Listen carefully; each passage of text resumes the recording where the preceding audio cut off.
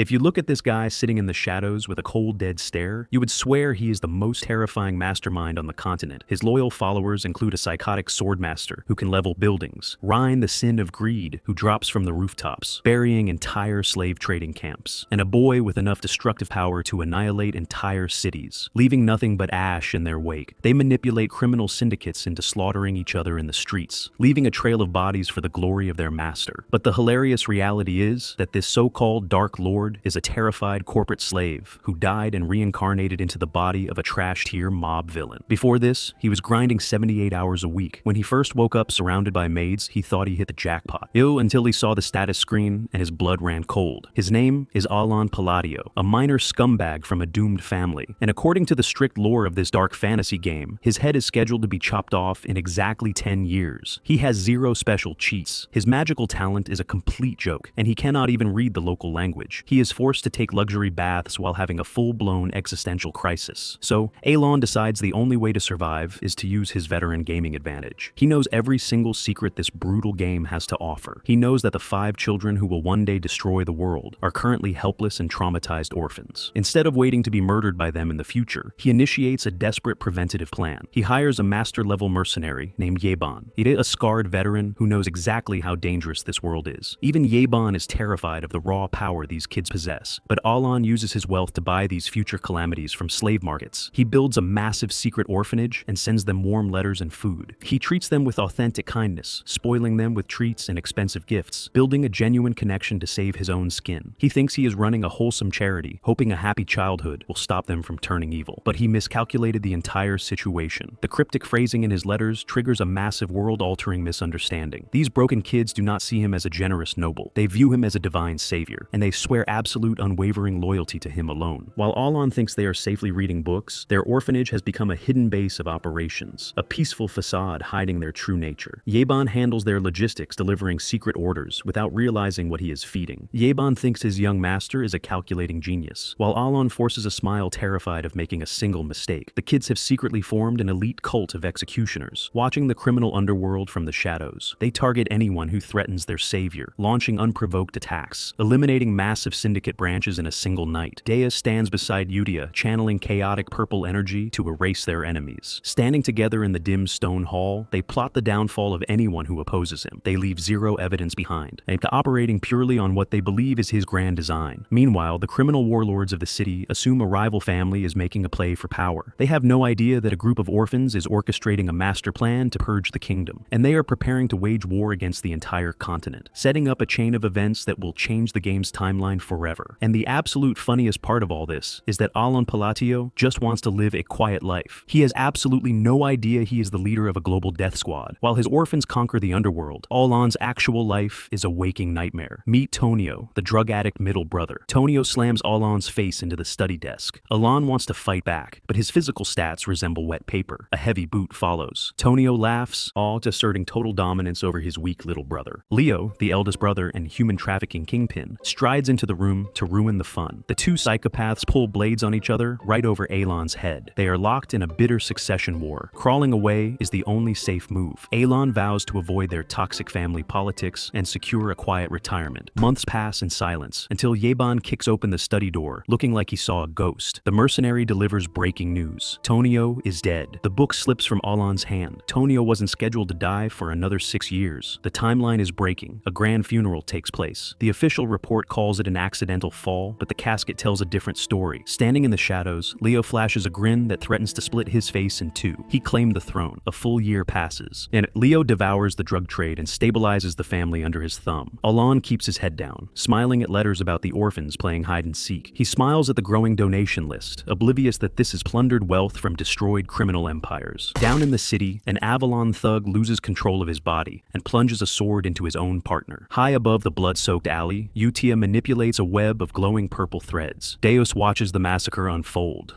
questioning if grinding these people to dust serves their master. A fanatical smile stretches across Yutia's face. They are cleaning house so their master can take his rightful throne. Yeban collapses onto the lawn, dead tired. The fifth and final target has been secured. Alon tosses a macaron at his knight, and all 5 calamities are secure in a warm environment. Yeban notes Alon still looks stressed. He pinches his cheeks into a forced, painful smile. A vision of the orphanage shows a pristine sanctuary far from the capital's bloodshed. Remembering the game's brutal cutscenes, Alon decides to delay his visit for 5 years. With the apocalypse averted, Alon turns his attention to basic survival. He needs magic. He channels a tiny spark of mana. It is pathetic, but it is a start. Yeban brings up a new vigilante group called the Blue Moon, making waves in the underworld. The name rings no bells. Alon assumes they are a minor faction doomed to disband. He has zero clue about reality. Ryan drops from a roof after burying a slave camp. Radon emerges from the shadows. The southern illegal experiment labs are nothing but dust. The 5 children stand together in a dim hall.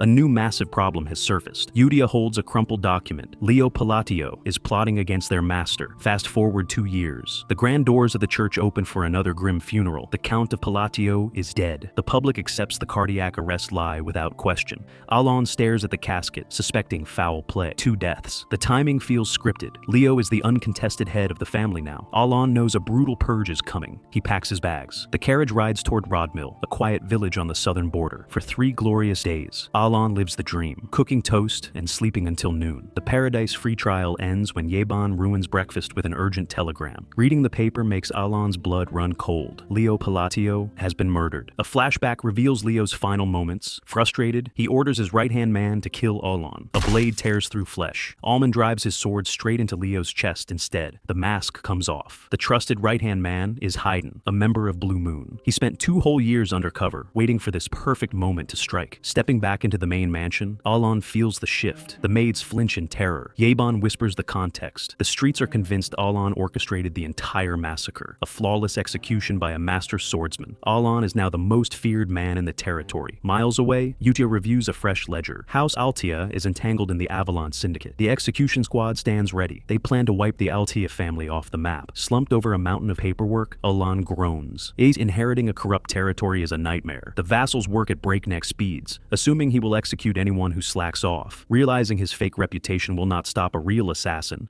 Alon sneaks out to practice magic. He conjures a flickering spell before it fizzles out. His mana hole is microscopic. A solution is required, but an invitation to a networking ball arrives first. He enters the grand hall dressed in a sharp navy uniform. He expects standard small talk. Approaching a group of nobles, he compliments their wine. The woman screams in sheer panic. Standing in spilled wine, Alon sighs. The Mastermind rumors have made him social poison. Retreating to the balcony is his only option. A woman in a stunning red dress approaches him. It is Kalia Zenonia. Her family runs a corporate syndicate making Avalon look like a street gang. Alon recognizes her from the game and bails out before she can draft him into a treason plot. A second girl blocks his path.